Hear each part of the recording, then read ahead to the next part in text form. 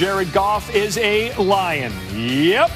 Matthew Stafford heading to L.A. in exchange for Jared Goff and multiple draft picks. Sources told Adam Schefter Saturday night Goff helped guide the Rams to the Super Bowl 2 years ago, was perhaps one quicker decision / better pass away from winning. He's 7 years younger than Stafford. Stafford turns 33 next month. He's yet to win an NFL playoff game after 12 years in Detroit. Here's the deal. Of course, a bit of a salary dump as well for the Rams. They owed Goff a lot of money, so they get Stafford back. You're going to give up a couple first-round picks, not in this next draft, after this year. Also a 2021 third coming up in this draft. That often is a very good player as well. So the Lions have a chance to get a young quarterback who perhaps is close to Stafford, close enough in their eyes, and get possible 3 high-end players. While Adam Schefter had the news first, Adam, talk about this trade. Did it happen quickly? What did you know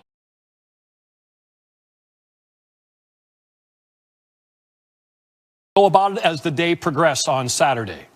John, the Rams had been working on this for a few days now, and the Detroit Lions really wanted to get this done and resolved as soon as possible. And there were other teams involved in the process as well, but it quickly became apparent that the Los Angeles Rams wanted Matthew Stafford as badly as Matthew Stafford wanted them. Matthew Stafford was drawn to the idea that he would be playing for Sean McVay in the Rams offense with those weapons in that city, in that stadium, which hosts the Super Bowl next season.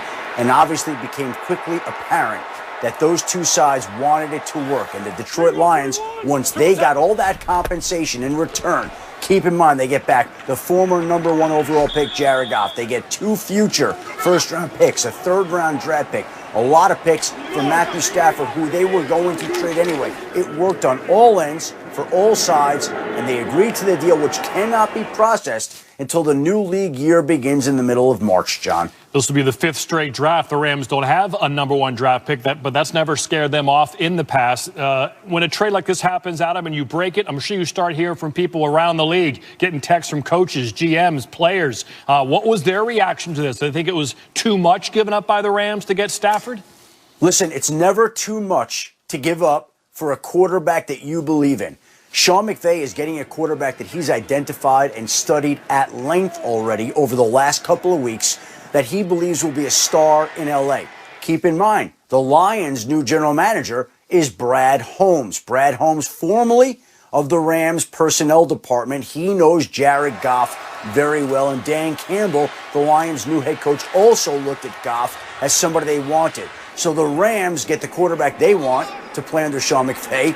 The Lions get a quarterback that they know well to take over from Matthew Stafford, and they now will have double ones after this year in each of the next 2 years, not to mention the 3rd-round pick in this year's draft. You predicted massive turnover at the quarterback position in the NFL. I think your over-under was 18, so this is a 2-for-1 special for you. Could this mean more trades coming quicker than normal, Adam, or are these all mutually exclusive? Could we see momentum for deals now?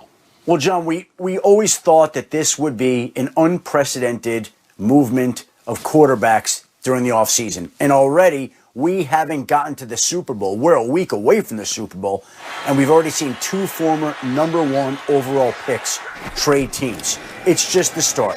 When you look at all the names that are out there and all the potential moves that are out there, this will just be the beginning. And again, there aren't many teams you can look at that you know their opening day starter. But you know what we now know, too? We know that Matthew Stafford is going to start for the Rams. We know that Jared Goff is going to start for the Detroit Lions. And we also know the Lions play at the Rams this fall coming up. Hopefully we'll have the stands filled again with fans to see that going down. Adam Schefter will be busy over the next couple of weeks and couple months as he breaks down the trade of Matthew Stafford going to the Rams. Much more to come, including a contentious interview Kenny Mayne conducted with Tim Hasselbeck. The kids are talking about it on Reddit already. It was very controversial and contentious. Coming up later on this Sports Center. Good sell. Lakers have lost 2 straight. What is going on here up against the Celtics? That Jumbotron's cool. LeBron James all set. Jason Tatum, Jaylen Brown. As a duo, they've averaged over 50 points this season. Anthony Davis is a person. Here, Marcus Smart What's he doing? Trying to box out Davis, who's 6'10", 253. They get into it. Davis wins that matchup right there. Smart matched up on Davis again, hits that. Celtics switch to a zone. Smart sags off. Davis, light of 3. Davis had 12 points, 5 of 10 from the floor, 8 rebounds in the first quarter. Lakers up 4 after 1. 18 seconds of melt video. Celtics got Tatum and Brown, we told you, both scoring inside and out. Tatum had 22 through 3 quarters. Brown had 24 through 3 quarters, both hitting it from the floor. Tatum's best play, though, wasn't on his scoring. We're going to give you several looks at this coming up. Minute 30 left in the third quarter. Celtics up 2. Lakers turned over. Tatum got all sexy with the pass to Robert Williams. Just an incredible play. Saving the ball. Sees Williams. Well, I don't know if he even saw him. Maybe he knew he was there. He saw him. Let's go. ESPN Axis of Flight. It's like next-gen cousin. Zip that thing around. Make that play. Celtics up 78-71 after 3. Organic. Scary moment here for the Celtics. Marcus Smart on Harrell. Comes up holding his left leg. Heard him cry out. Some pain here. Looked like a routine play to begin, but then he goes down. Celtics lose a key player as Smart was out the rest of this game. Now Davis working it. Mid-range. Lakers tied at 85. Next possession. Kemba Walker saving the loose ball.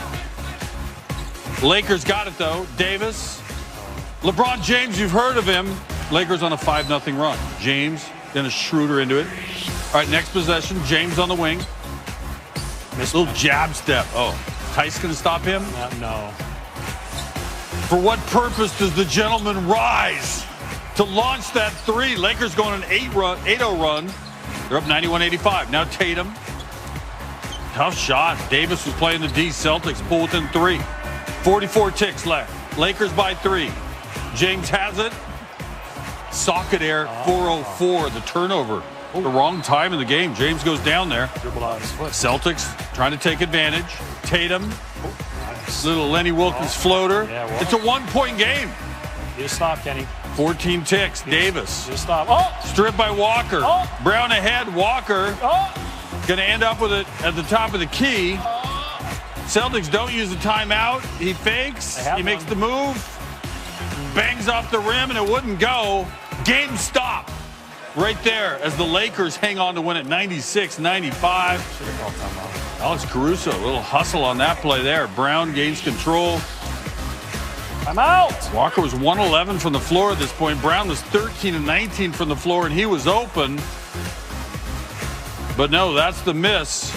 Walker Over here. takes the shot. I mean, he hit the rim. He did. It was good. Wasn't horrible. The Kemba look. He shot terribly, but Lakers win it by 1. one shot. Here's AD. You know, we're a team who takes pride in not losing 2 in a row, and we lost 2 in a row. And we for damn sure wasn't losing 3 in a row. You know, and we got a little revenge with this team. They came in last year and beat us by 30 last time we was in this building. So, you know, we still replay those moments in our head, but we just want to be a team that, you know, don't get comfortable with losing. And I think everybody had a great effort tonight who was able to get the win. We don't want to lose 1 in a row, you know, and then we take pride in losing 2 in a row. And we did that, and in Philly and Detroit. So we knew we was coming into a hostile environment in a hostile building, understanding, you know, how good this team is, and we had to play some really good basketball in order to win. And we was able to win 1 possession more than they were tonight. It was professionals. We all just have to stay ready when our number is called. You know, we're here for one reason only, and that's to try to win a championship, and that's what it is. I think we played, you know, pretty good basketball majority of the game. We just came up short. At the end, we got a look that we would love to get every single time we're in that position. And it didn't fall tonight, but it'll fall next time. While the players were talking, I compiled these statistics. Anthony Davis came in averaging 27 against the Celtics in his career, and he hit that average on this night, throwing his 14 boards. He now has 9 career games of 25 and 10 against the Celtics. That's second most among active players in the league. Only his teammate, LeBron James, has more. Dallas is a disappointing 8-11. They've lost.